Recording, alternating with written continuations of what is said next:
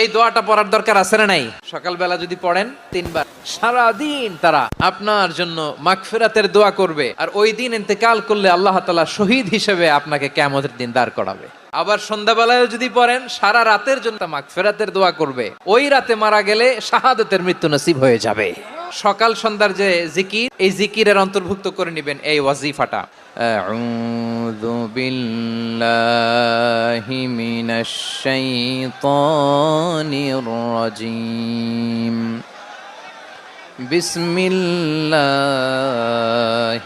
রহমানির রহিম। হুয়াল্লাহুল্লাযী লা ইলাহা ইল্লাহু আলিমুল গায়বি ওয়াশ শাহাদাতি হুয়ার রহমানুর রহিম।